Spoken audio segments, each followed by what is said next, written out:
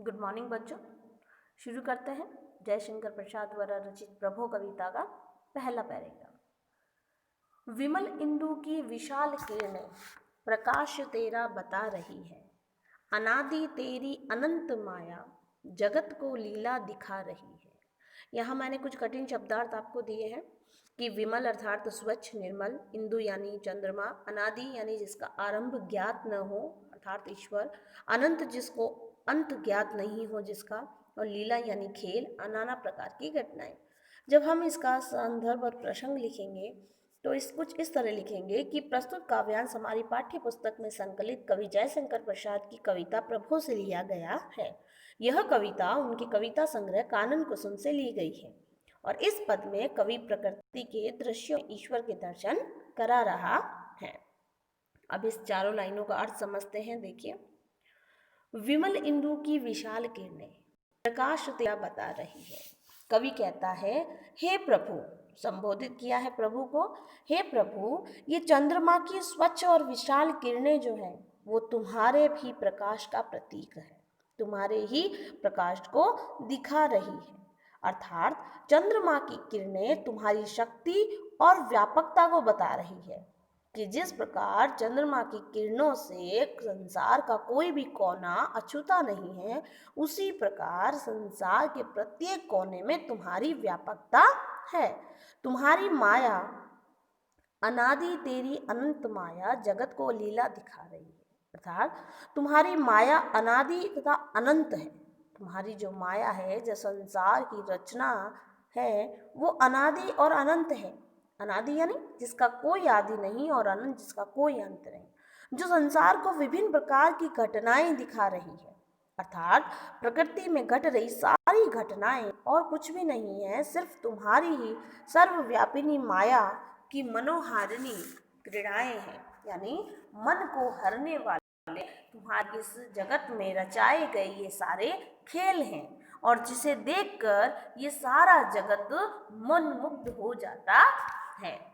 अब इसके विशेष में जो लिखा जाएगा कि कवि का विश्वास है कि ज्योतिष स्वरूप ईश्वर की अनुभूति चंद्रमा की स्वच्छ और विशाल किरणों को देखकर की जा सकती है।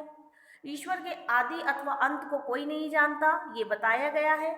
इसमें खड़ी बोली हिंदी भाषा का प्रयोग हुआ है, इसमें अनुप्रास अलंकार का प्रयोग हुआ है और ये एक छंद मुक्त कविता है। छंद मुक्त कविता वो होती है जो छंदों के नियमों से मुक्त होती है। जैसे छंदों के नियम यानी नियम होता है कि किसी एक लाइन में इतनी मात्राएं होगी या 15 मात्राओं का एक छंद होना चाहिए या 15 वर्णों का होना चाहिए। तो जो कविता इन नियमों में बंधी होती है वो छंद युक्त रचना होती है और जो इन नियमों से मुक्त होती है वो छंद मुक्त रचना होती है। तो जयशंकर प्रसाद की प्रभो कविता एक छंद मुक्त रचना है। अगला पैराग्राफ देखिए, प्रसार तेरी दया का कितना ये देखना है तो देखिए सागर, तेरी प्रशंसा का राग प्यारे तरंग मालाएं गा रही है। इसमें कठिन शब्दार्थ, प्रसार यानी विस्तार है, सागर माने समुद्र है, राग माने गीत, तरंग माला अर्थ लहर। इसका संदर्भ और प्रसंग भी यही रहेगा और क्या कहा गया है उसका वो जो लाइन है वो चेंज हो जाएगी। प्रस्तुत काव्यांश हमारी पाठ्य पुस्तक में संकलित कवि जयशंकर प्रसाद की कविता प्रभो से लिया गया है। ये कविता उनके संग्रह कानन कुसुम से ली गई है। इस अंश में कवि ईश्वर को परम दयावान बताते हुए समुद्र में निरंतर उठती लहरों का शब्द उसी परमेश्वर की प्रशंसा का गीत है। व्याख्या देखिए इसकी कि प्रसार तेरी दया का कितना। कवि कहता है कि हे ईश्वर, तुम्हारी दया का प्रसार कितना है यानी विस्तार कितना है, ये देखना है तो देखे सागर। अगर ये किसी को देखना है तो वो सागर को देख सकता है।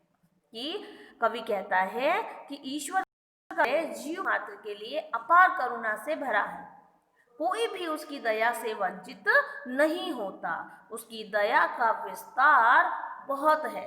यदि कोई ईश्वर की दया की व्यापकता को जानना चाहता है तो उसे सागर के विस्तार को देख लेना चाहिए।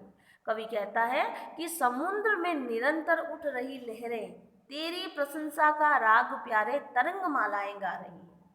कि समुद्र में निरंतर उठ रही लहरें अपनी ध्वनि में तेरी ही प्रशंसा के गीत गाती रहती है।